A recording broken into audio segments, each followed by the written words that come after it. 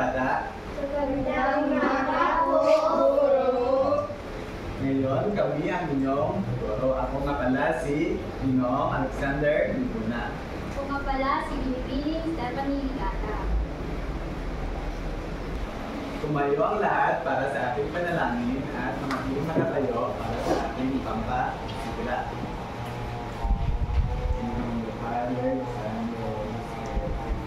Our Father, who art in heaven, hallowed be your name, your kingdom come, your will be done on earth.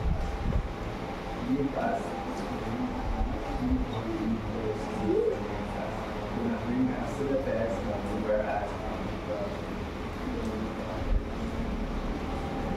Manatiling nakatayo para sa ating pampasigla.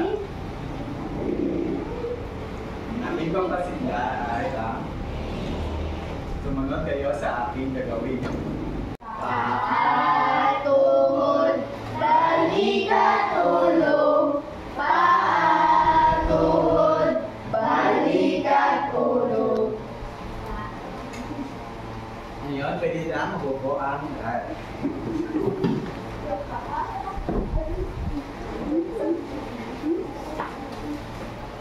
Mga bata, ano ang pinalakay natin kahapon?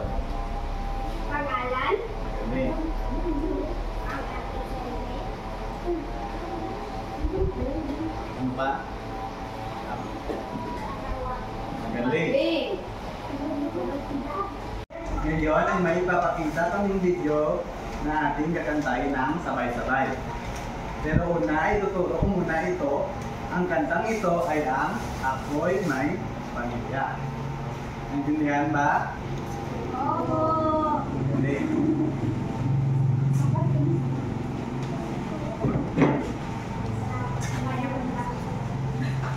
Ako ay may pamilya napakasaya. Kami lagi ng mahal na napakasaya.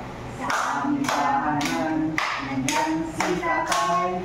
Nanay, ate at kuya, ako ang tinguso. Huwag rin kalimutan ang pinulo.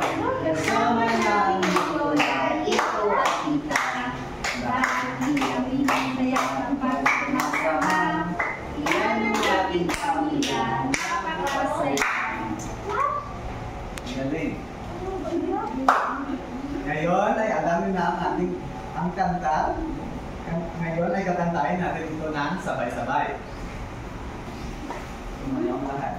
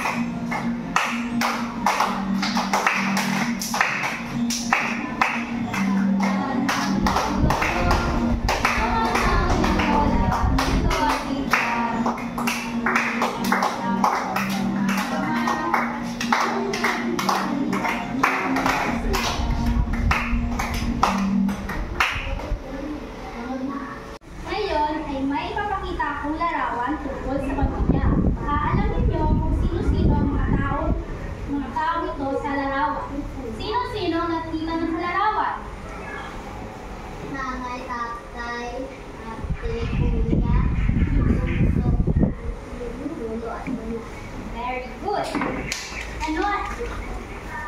Ano ang ginagawa nila?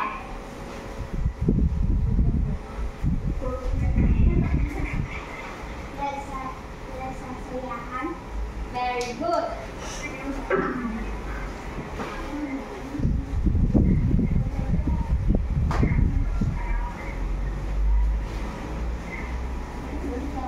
Ngayon ay maglabas kayo ng papel at lapis dahil tayo ay gagawa ng isang pamilya. Iguguhit nyo kung sino-sino ang makasama ninyo sa inyong tahanan. Tapos na ba ang lahat? Oo!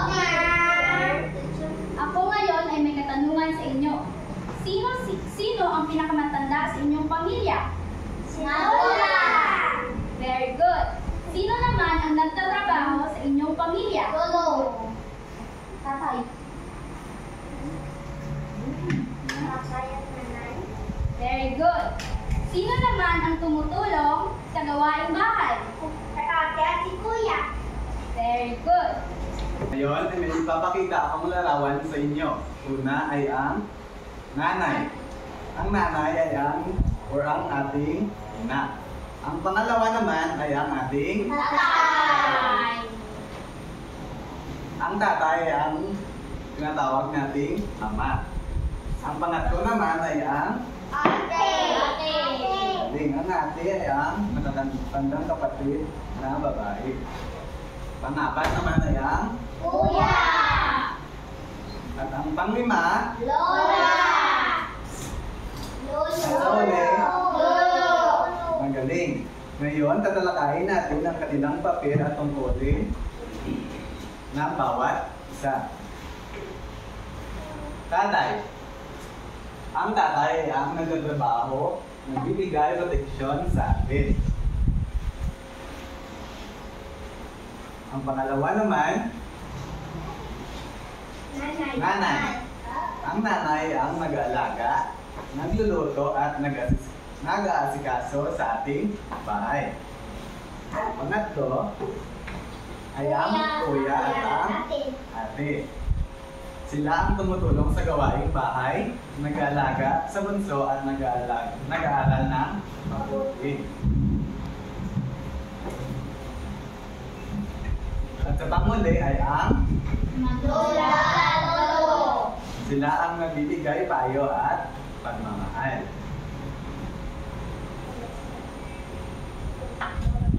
Mga bata, ang bawat pamilya ay natatangi at mahalaga. At dapat nating mahalin at igalang ang lahat ng membro. Ngayon ay hatiin ko kayo sa dalawang pangkat. Bawat pangkat ay bibigyan ko ng sitwasyon at dala ang gawain. Babasahin ninyo ang inyong mga sagot sa harapan kung ano ang mga tungkulin ninyo sa inyong pamilya.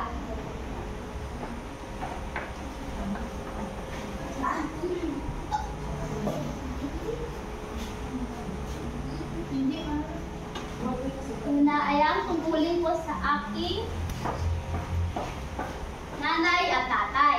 Pangalawa ay tungkulin ko sa aking ate at kuya.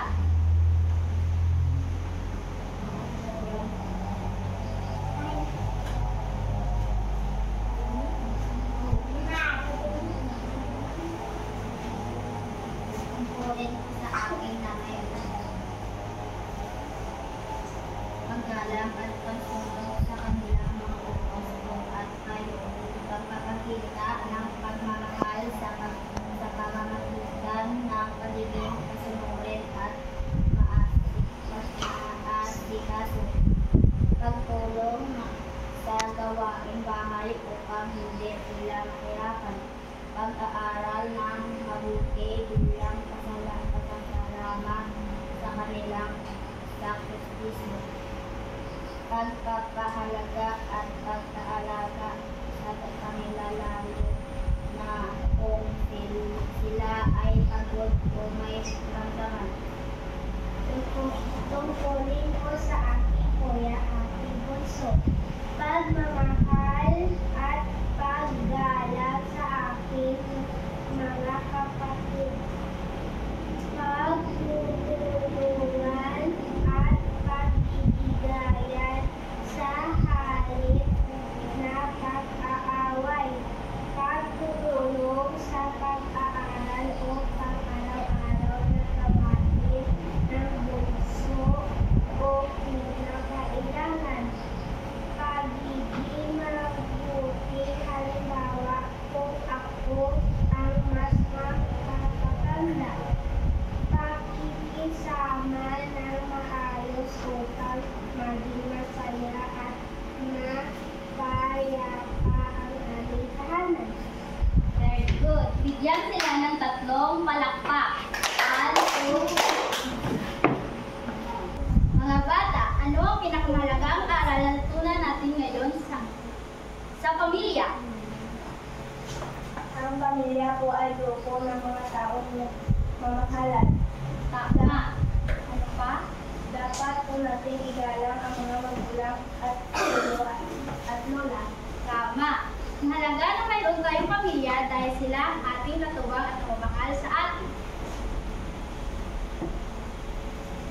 Mga bata, kung sakaling wala ang isang membro ng ating pamilya, ano kaya ang mangyayari sa loob ng tahanan?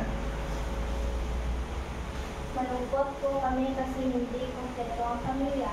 Galing, ano pa? Nahihirapan po kami kasi wala akong tulong sa gawaing bahay. Hihingi po ako ng tawad at kayakapin po sila. Makikinig po ako at hindi na uulit sa maling ginawa. Tama. Galing. Paano nagiging matatag ang isang pamilya? Kapag nakitulungan po at nagmamahalan kahit may problema. Ano pa? Kapag nagdadasal at nagkakasama palagi. Magaling.